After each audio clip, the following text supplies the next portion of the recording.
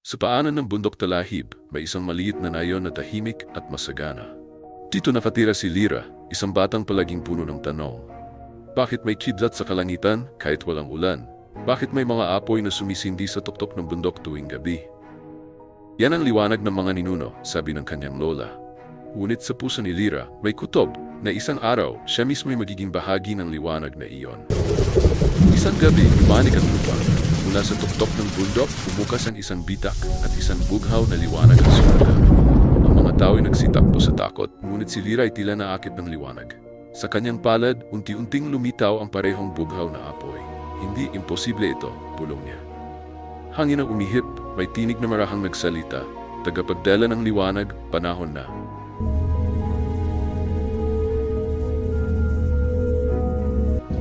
Kinabukasan, may matandang dumating sa nayon, si Matindara, ang tagapangalaga ng yunib ng alam. Ang liwanag sa iyong kamay ay tanda, Lyra, wika niya. Ikaw ang susunod na tagapagdala ng apoy ng mga ninuno. Tinuruan niya si Lyra, ang apoy ay sumusunod sa puso.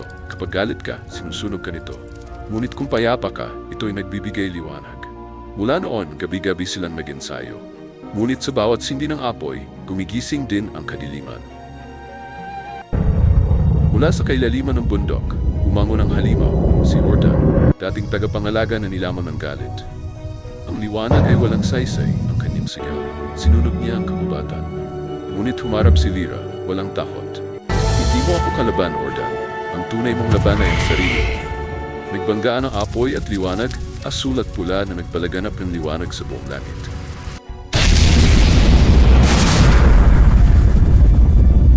Sa tindi ng laban, halos mawala ng lakas si Lyra.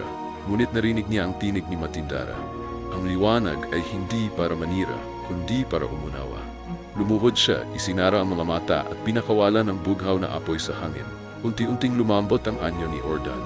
Patawad, wika niya. Nagyakap sila at ang bundok ay nagliwanag sa kapayapaan.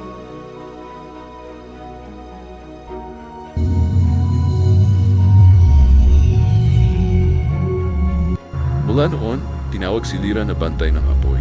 Hindi dahil sa kanyang kapangyarihan, kundi dahil sa kanyang puso. Sa bawat pagsikat ng araw, ang bundok ay nagliliwanag, paalala ng pag-asa.